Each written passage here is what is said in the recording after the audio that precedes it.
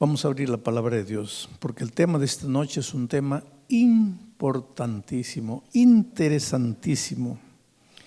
Capítulo 3 de Filipenses, mañana voy a volver al capítulo 2. Pero esta noche capítulo 3, versículo 12 hasta el 15, dice así. Miren, ¿quién está hablando? Es Pablo, el gigante del Evangelio, ¿no? El fundador de iglesias, el hombre extraordinario. El hombre que cuando llegó al fin de sus días dijo, he peleado la buena batalla, he acabado la carrera, he guardado la fe. Bueno, ese hombre, ahora en el capítulo 3, versículo 12 dice, no que lo haya alcanzado ya, ni que ya sea perfecto, sino que prosigo para ver si logro asir, si logro alcanzar aquello para lo cual fui también alcanzado por Cristo Jesús. Hermanos, yo mismo no pretendo haberlo ya alcanzado. ¿De qué está hablando Pablo? De la perfección. Dice, yo no soy perfecto, yo todavía no he alcanzado la perfección. Y el versículo 13 dice, hermanos, yo mismo no pretendo haberlo ya alcanzado, pero una cosa hago, olvidándome ciertamente de lo que queda atrás y extendiéndome hacia lo que está delante, prosigo a la meta, al premio del supremo llamamiento de Dios en Cristo Jesús. Y el versículo 15 dice, así que todos los que ya somos perfectos, esto mismo sintamos. Ahora, una de las cosas tristes que nosotros hacemos es que leemos la Biblia sin pensar. Y leer la Biblia sin pensar, leer por leer, especialmente hay algunos hermanos que dicen, voy a leer toda la Biblia este año. Y ahí leen, llegan en la noche cansados, no entienden nada, están cayendo de sueño, porque tienen que acabar la Biblia. No, el objetivo no es leer la Biblia toda. El objetivo es agarra cada versículo y piensa. ¿Qué es lo que Dios te está queriendo? No, leer, eso no te ayuda mucho. Piensa, medita, raciocina en cada versículo. Porque la lectura de la Biblia es como la comida. Dicen los especialistas que cada bocado hay que masticar 38 veces. Yo no sé si tú haces eso. Y yo por lo menos no. No tengo paciencia para estar en cada bocado 38 veces. Imagínate cuánto tiempo me voy a sentar en la mesa para cada bocado 38 masticás. Pero los especialistas dicen que debe ser así. ¿Por qué? ¿Por qué crees que Dios nos ha dado saliva? La maravilla del cuerpo humano es que todo lo que tenemos en el cuerpo tiene un sentido, un propósito. Hasta un cabellito tiene un propósito. La saliva, ¿para qué es la saliva? ¿Para escupir? No. La saliva es para que cuando tú colocas el bolo alimenticio y comienzas a masticar, por eso dicen los médicos que hay que masticar bien. La comida se mezcla con la saliva. ¿Y para qué eso? Para que facilite la función digestiva. Y si comes tragando como el gallo, ahí, eso no te hace bien. Entonces tienes que masticar bien. Entonces el estudio de la palabra es igualito. Tú no puedes leer, no. Tienes que tomar cada versículo y masticar, raciocinar, pensar, ¿qué es lo que Dios me está queriendo decir? Ahora, si tú lees pensando estos textos del 12 al 15, te vas a dar cuenta de una cosa. En los versículos 12 y 13, Pablo dice, hermanos, yo todavía no soy perfecto. La perfección es algo hacia lo cual yo estoy caminando, todavía estoy yendo, yo no he alcanzado. Pero en el versículo 15 dice, ya soy perfecto. Ahora, si Pablo estuviera vivo, yo le diría, ven Pablo, explica un poco. ¿Eres perfecto o no eres perfecto? Porque en el versículo 12 y 13 dice que todavía no eres. Y en el versículo 15 dice que ya eres. Pues Pablo, por favor, defínete. ¿Eres o no eres? Y la respuesta de Pablo sería, yo soy, pero todavía no soy. ¿Pero cómo es eso? Pues eso es así. Soy perfecto, pero todavía no soy perfecto. El problema, ¿sabes qué pasa? En nuestra iglesia, como iglesia mundial, hay algunos hermanos que agarran el versículo 12 y 13 y dicen así, en esta tierra no se puede ser perfecto. Porque Pablo mismo dijo que no es perfecto todavía.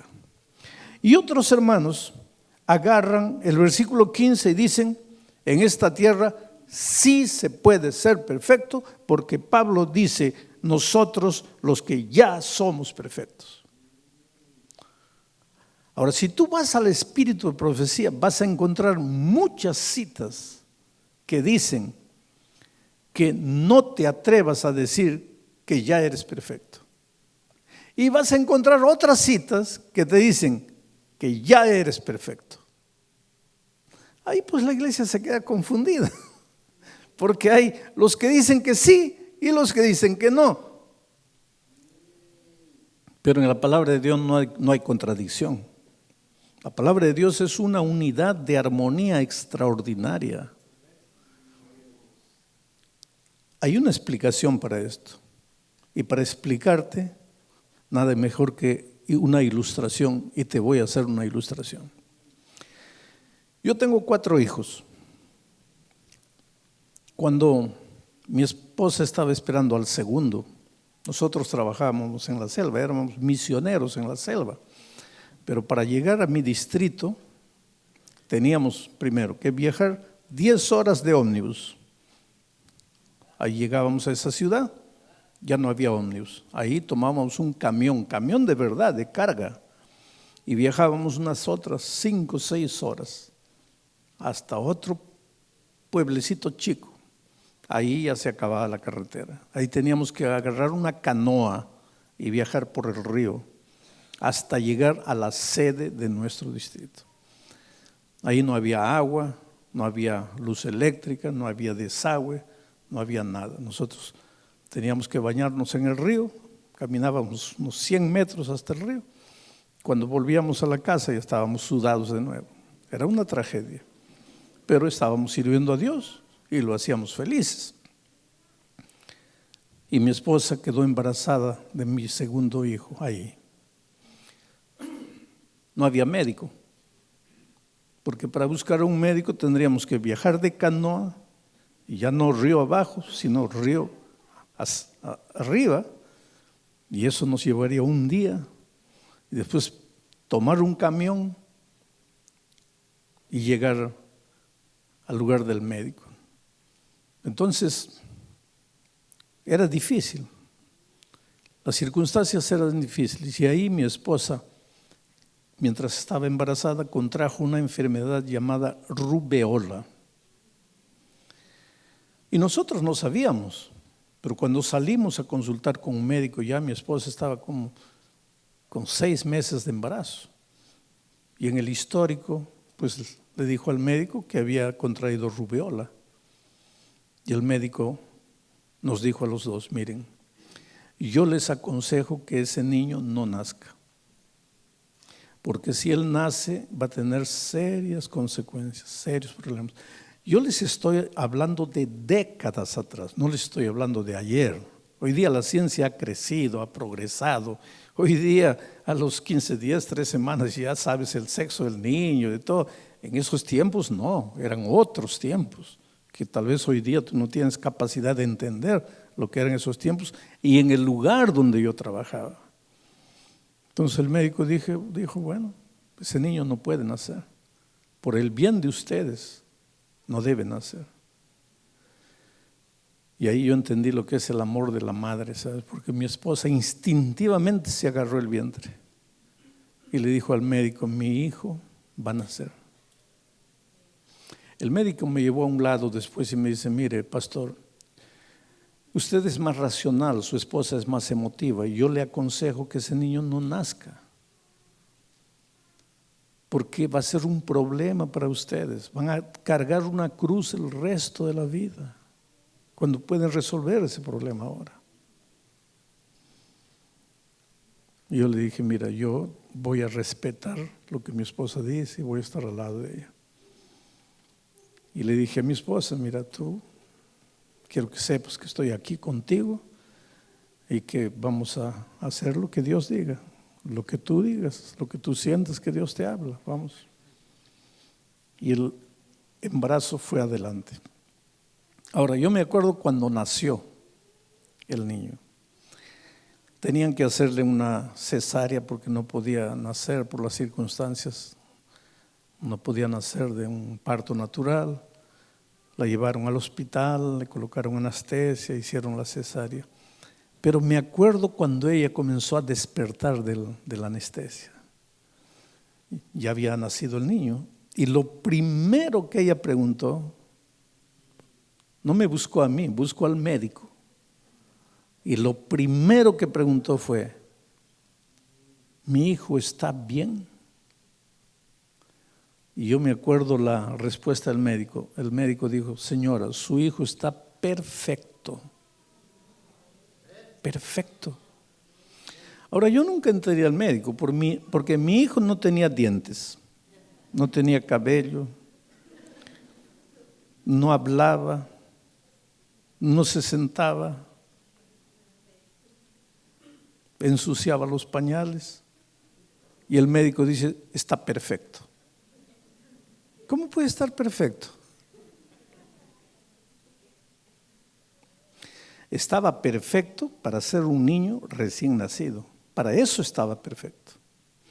Pero vamos a decir que pasaran 7 años y mi hijo continuara acostado en la cama, sin dientes, sin cabello, sin moverse, ensuciando pañales. Estaría perfecto. Ahora, dense cuenta de lo que es la perfección. Un niño que en su primer estado estaba perfecto, 7 años después ya no estaría perfecto si continuara así. Porque un niño a los 7 años tendría que estar, vamos a decir, tu hijito de 7 años, sube a la manguera de tu vecino, le arranca los mangos, agarra al gato del vecino, le amarra una lata en el rabo del gato y toca el timbre del vecino y se echa a correr. ¿Está perfecto o no está perfecto? Perfectísimo. Porque eso es lo que el niño tiene que hacer a los 7 años. A veces tú te molestas, querido, tú moléstate si tu hijo no se mueve. Pero si tu hijo se mueve a los 7 años, levanta las manos al cielo y agradece. Porque hay muchos niños que no se pueden mover.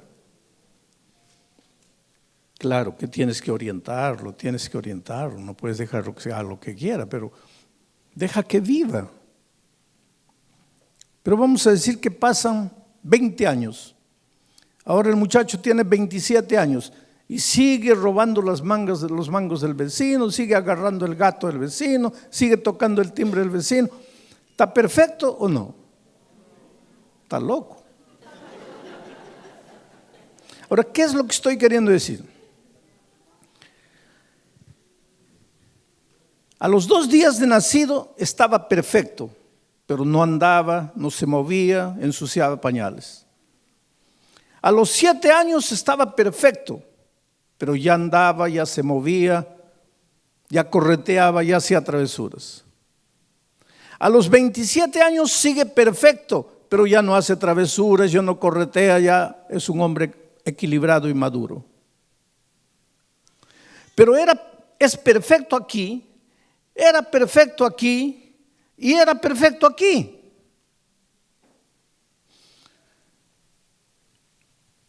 ¿Qué es la perfección? La perfección no es un lugar a donde llegas. La perfección es un camino por donde transitas. Tú eres perfecto mientras vas siendo perfecto.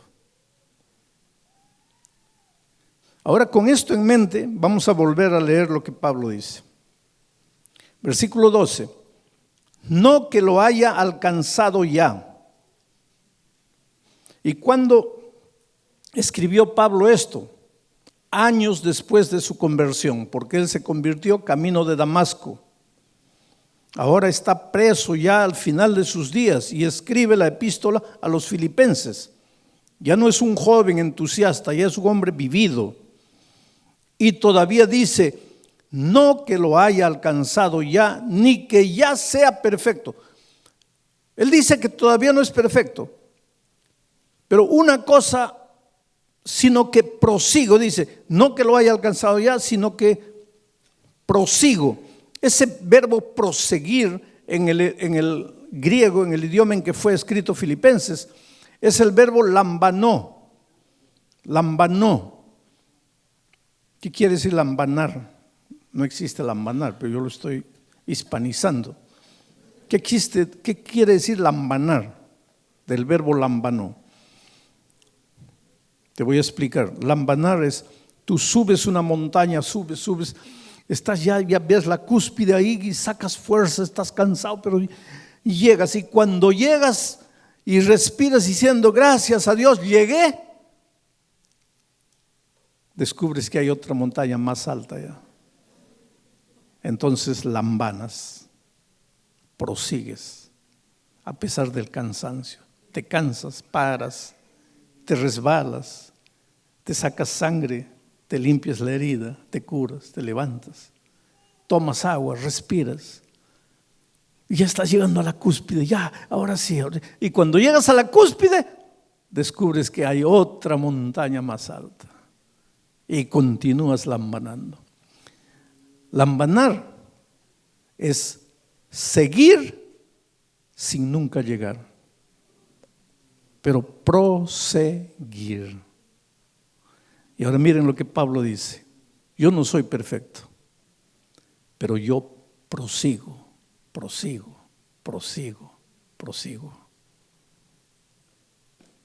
Y una cosa hago, me olvido de lo que queda atrás. Me olvido de mis errores, me olvido de mis tragedias y miro hacia adelante.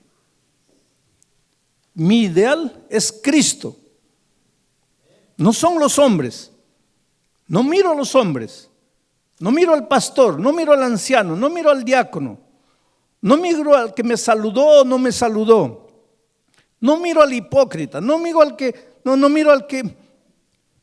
es bueno con los otros y no es bueno conmigo. No miro a nadie, miro a Cristo y avanzo. Ese es el perfecto en Cristo Jesús. Ahora, en esa caminata no caminas solo, sino que caminas agarrado de la mano de Jesucristo. Y Él te lleva y te lleva y te lleva y caminas con Él. Interesante que cuando tú revises la historia de algunos patriarcas, encuentras, por ejemplo, Enoc. Enoc vivió una vida tan pura, tan santa, tan perfecta, que su biografía toda está en 13 palabras. Y tú no encuentras nada malo en la vida de Enoc. El hombre fue tan bueno, tan perfecto, que Dios se lo llevó vivo al cielo. Y dice así: Enoc anduvo con Dios y Dios se lo llevó. Enoc anduvo por Dios. ¿Por qué Dios se lo llevó? Porque era perfecto. ¿Y por qué era perfecto? Porque andaba con Dios.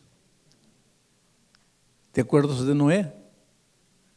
Noé, Génesis dice, Noé era un hombre justo e íntegro entre sus contemporáneos. Noé andaba con Dios. Ahora yo te hago una pregunta. ¿Alguno de ustedes se ha emborrachado en la vida? Yo supongo que sí, no levanten la mano. Pero ¿alguno de ustedes se ha emborrachado así, se ha emborrachado de quedarse en el suelo, caído, los perros orinándolo ahí, botado en el suelo, desnudo, haciendo un escándalo en la calle. ¿Algunos de ustedes hizo eso? Yo creo que no. Pues Noé hizo. ¿Y qué dice la Biblia? Noé era un hombre justo e íntegro entre sus contemporáneos. Claro que en el momento que estaba borracho, él no era justo, porque en el momento que estaba borracho, él había soltado la mano de Jesucristo. Pero lo maravilloso es que él se levantó y siguió caminando. Y se vuelve, a pesar de su pasado, se olvida de lo que queda atrás, se proyecta para lo que está delante y es un hombre perfecto. Un día Dios miró a David y dice: este hombre David es el hombre conforme a mi corazón. David. El pecado terrible de David no fue el adulterio. Asesino, intriga política, un traicionero, miserable. Ahora viene Dios y le dice así: este es el hombre conforme a mi corazón. ¿Por qué? Porque si tú vas al libro de los Salmos, vas a encontrar que David andaba con Dios en la tierra de los vivientes. Quiere decir, la perfección divina no es no pecar. La perfección divina es caminar con Dios todos los días. Ahora, mientras caminas con Dios, te vas a dar cuenta de una cosa: es imposible pecar cuando estás lado a lado con Jesús. Y ahora mira, te voy a leer Marcos, capítulo 9, versículo 33.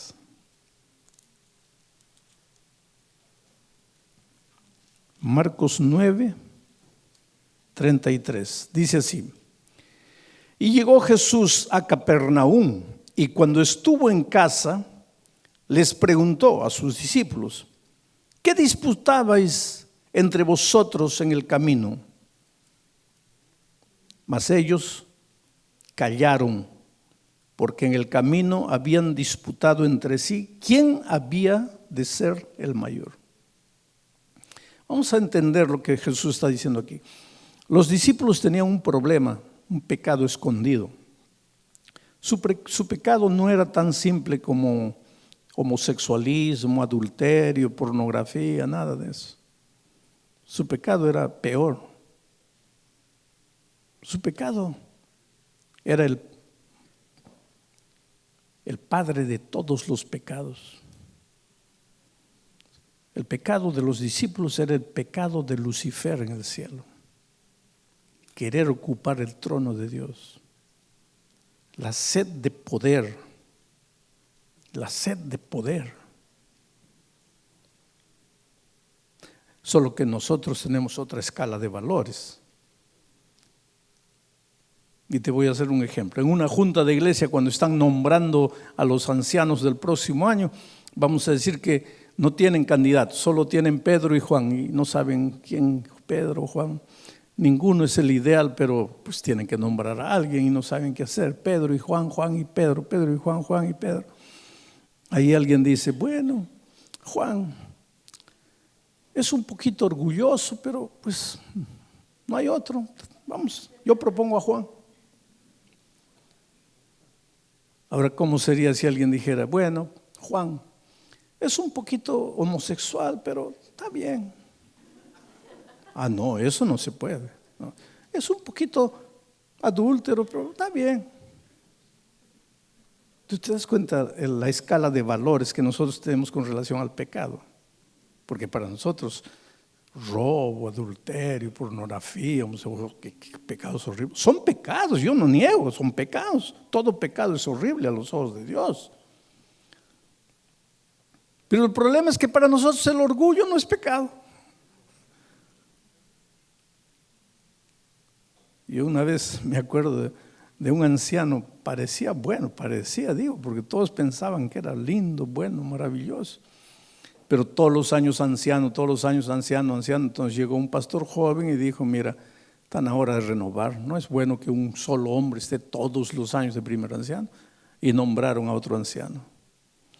Y entonces cuando el secretario fue a comunicarle a él la noticia de que había sido nombrado este año jefe de diáconos, él lo miró y dice: sí, diácono, yo, diácono. ¿Quién se han creído ustedes? Llévense su cargo. Y nadie lo disciplinó, porque por orgullo no se disciplina, pero por adulterio sí. Entonces te das cuenta la escala de valores que nosotros tenemos de lo que es pecado. Y los discípulos tenían pues el peor de los pecados como problema, eran orgullosos, querían cargo. Pero ellos descubrieron una cosa: que al lado de Jesús no se puede pecar. Esto es lo que todos tenemos que aprender en la vida, hermanos. Tú agarrado de Jesús no pecas. Para pecar hay que soltar la mano a Jesús. Eso no hay otro camino. Y entonces ellos se daban cuenta, estaban yendo a Capernaum, caminando juntos con Jesús, no podían practicar el pecado. Pero a veces el deseo de practicar el pecado del orgullo era tan grande, pero al lado de Jesús era imposible, porque al lado de Jesús no se puede pecar. ¿Por qué? La Biblia dice: ¿qué comunión hay entre la luz y las tinieblas, entre la justicia y la injusticia, entre Cristo y Satanás? No hay comunión. Entonces, si tú estás agarrado de Jesucristo, no caes en el pecado. Pero ellos querían practicar el pecado, y hay momentos en nuestra vida así que el deseo pecaminoso es tan grande. Ahí tenemos que separarnos de Jesús. Y ellos se quedaron para atrás y dejaron que Jesús se fuera para adelante. Y yo supongo que Jesús miró y ellos se estaban quedando, y él comenzó a andar más despacio para ver si lo alcanzaban, y ellos andaban más despacio todavía. Entonces ya él se fue a Capernaum y ellos fueron atrás, pero atrás hablando, pues ¿quién va a ser el candidato? A ver, ¿quién? Y cuando llegan a la casa en Capernaum, dice el texto, Jesús los reunió en la casa y les preguntó: ¿qué cosa? ¿Qué hablaban ustedes mientras veníamos en el camino? Y ellos se quedaron calladitos. ¿Por qué? Porque en el camino habían practicado el pecado del orgullo. Entonces, ¿cuál es la lección? Perfección es caminar con Jesucristo. Y cuando tú caminas con Jesucristo, cuando tú no sueltas la mano de Jesucristo, no caes. Para caer, primero hay que soltar la mano de Jesucristo. Entonces, nuestra lucha, y ese es el tema de mañana, nuestra lucha no es para no pecar. Nuestra lucha es para no soltar el brazo poderoso de Jesucristo. ¿Y en qué consiste agarrarse a Jesucristo? Ese es mi tema del viernes. Pero si tú aprendes en la vida a no soltar el brazo poderoso de Jesucristo, no caes. Porque antes de caer, primero hay que soltar a Jesucristo. El problema es que cuando llega el momento de la tentación, ¿qué Jesús? Ni te acuerdas de Jesús. Tú comienzas a concentrar tu fuerza en ti. No voy a caer, no voy a caer, no voy a caer. Y aunque no caigas, si tu victoria fue por tu fuerza y voluntad, es trapo de inmundicia. No es la victoria de Jesús, fue tu victoria. Un ateo que no cree en Dios puede ser fiel a su esposa toda la vida, ¿sí o no? Entonces, ¿para qué necesitas de Dios?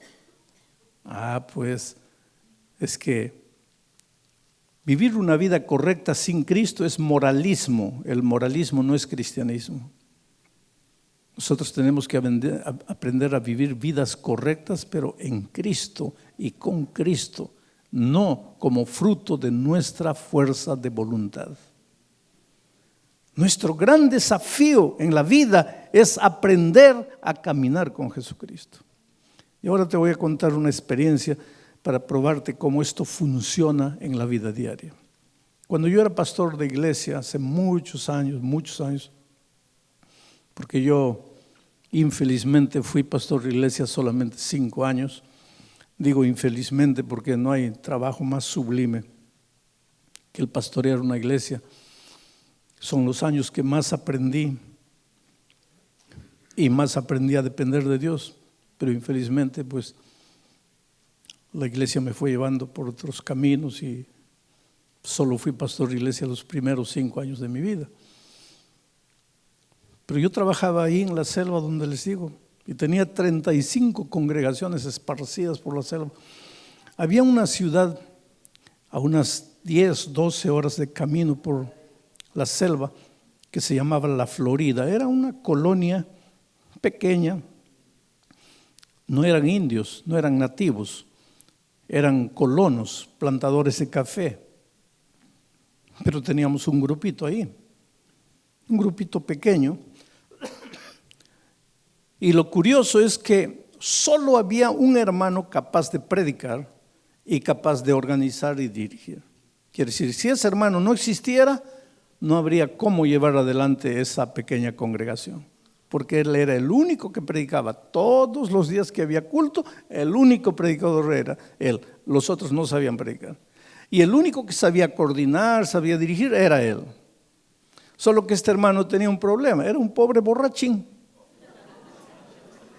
Entonces cada vez que yo llegaba, los hermanos corrían a contarme la noticia. Pastor, se ha emborrachado de nuevo.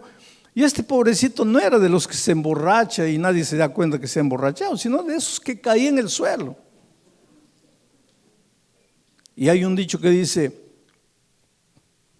pueblo pequeño, infierno grande. Lógicamente, en el pueblo todos sabían que se había emborrachado porque el tipo caía en el suelo.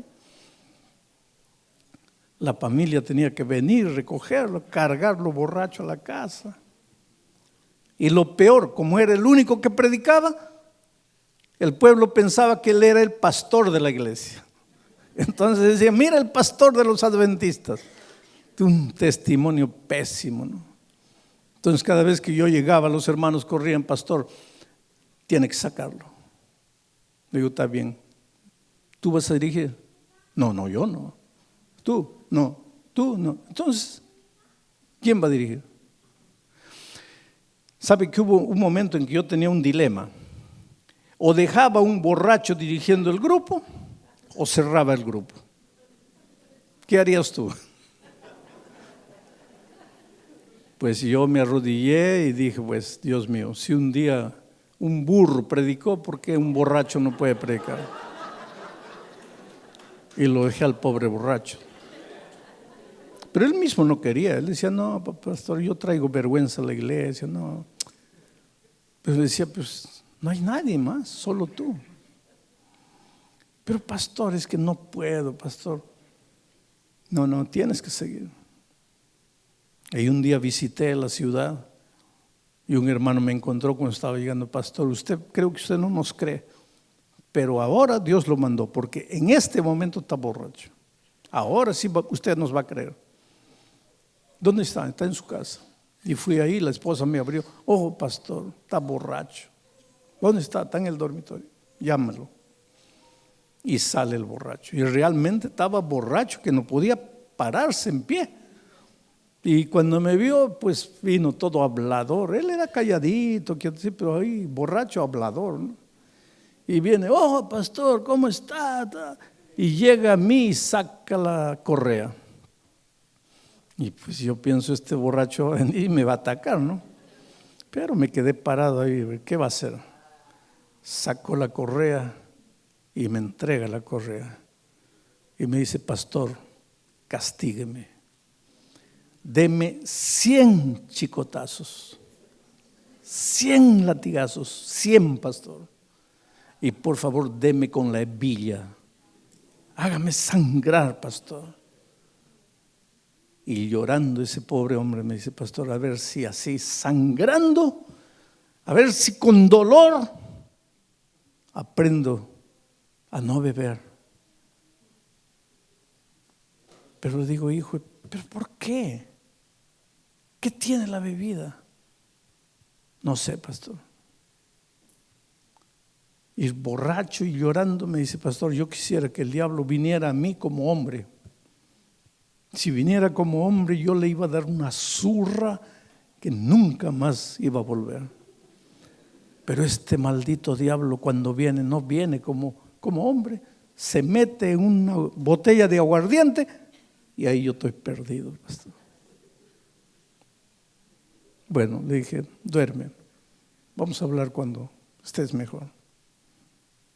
Después, al día siguiente, conversé con él.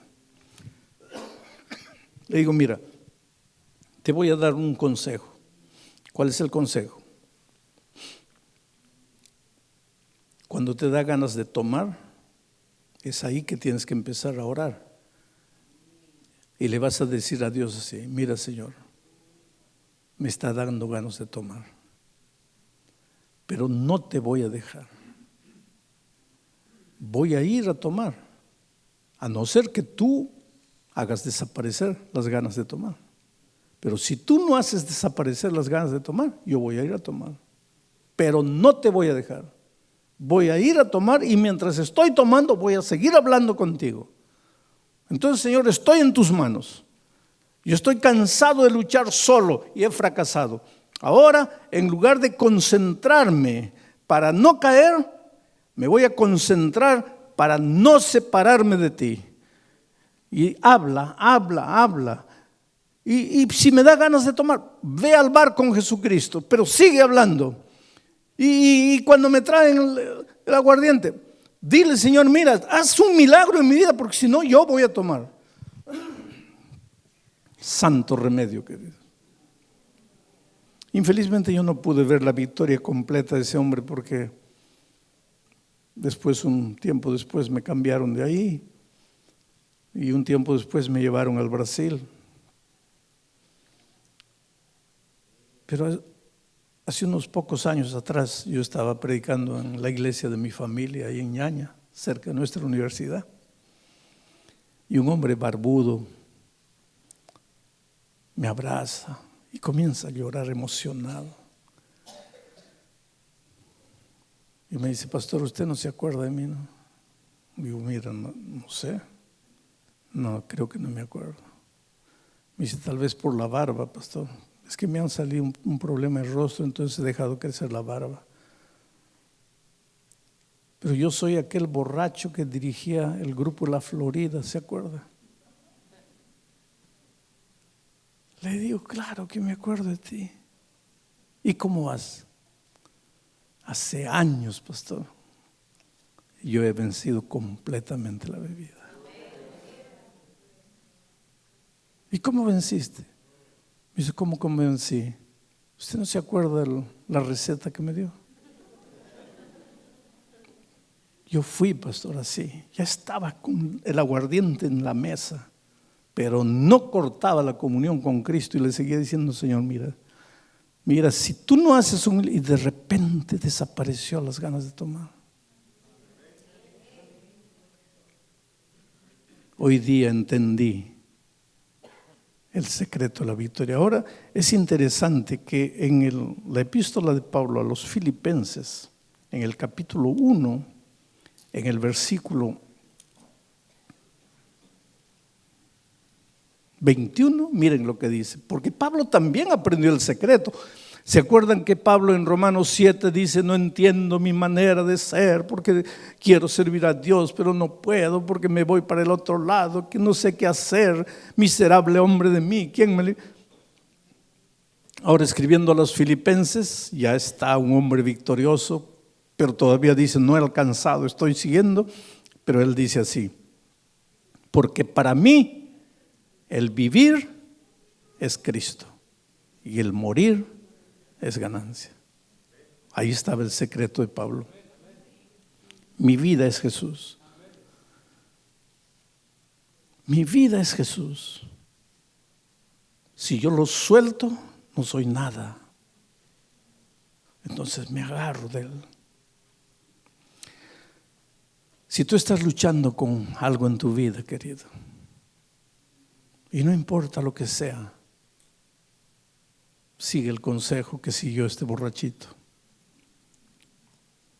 Por más que la tentación sea dura, grande, dile: Señor, mira, yo no puedo. Pero hasta el pecado voy a ir contigo. Pero en ese camino tú vas a ver lo que va a suceder en tu vida. De repente, y ya eres victorioso. Solo que esa victoria no es tuya. Esa victoria es de Jesús. Esa justicia no es tuya, porque tu justicia es trapo de inmundicia. Esa justicia es la justicia de Cristo. Eso es lo que Pablo dice cuando dice: ya no vivo yo, Cristo vive en mí. El día que tú descubras, el día que tú logres hacer de Jesucristo el Señor de tu vida, el día que tú te despiertes y pienses: Jesucristo. Y cuando llega la hora de comer, Jesucristo. Y cuando llega la hora de dormir, Jesucristo. Entonces has descubierto el secreto de la vida cristiana. Pero yo quiero terminar el mensaje de esta noche diciéndote una cosa. La experiencia de ese borracho puede ser tu experiencia. Tal vez tú no eres como él, no eres un borracho perdido, acabado, que cae en el suelo.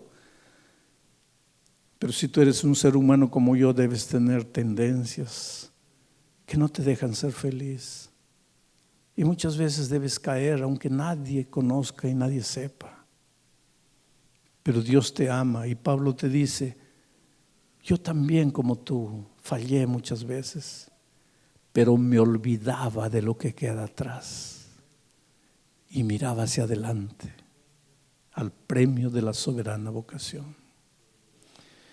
¿Eres perfecto? Todavía no, pero sí eres perfecto si estás de la mano de Jesús. Pero todavía no eres perfecto comparado con la estatura del varón perfecto. Es como el niño.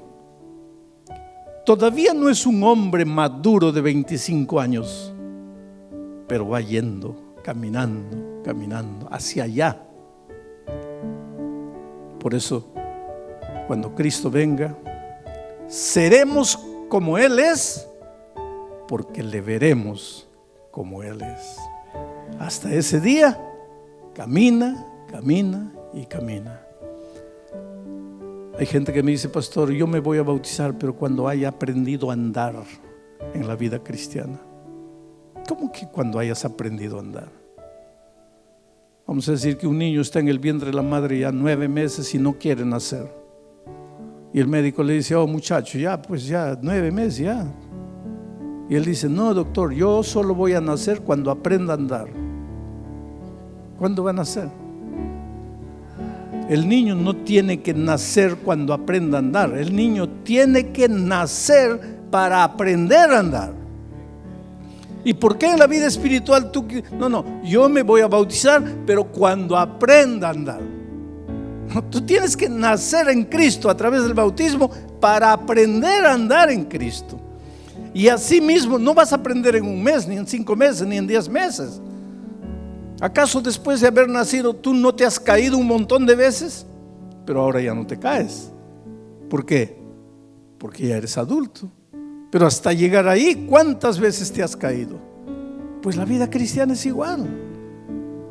Tienes que tener paciencia contigo mismo, porque Dios te ama y Dios tiene un lugar para ti en el reino de los cielos.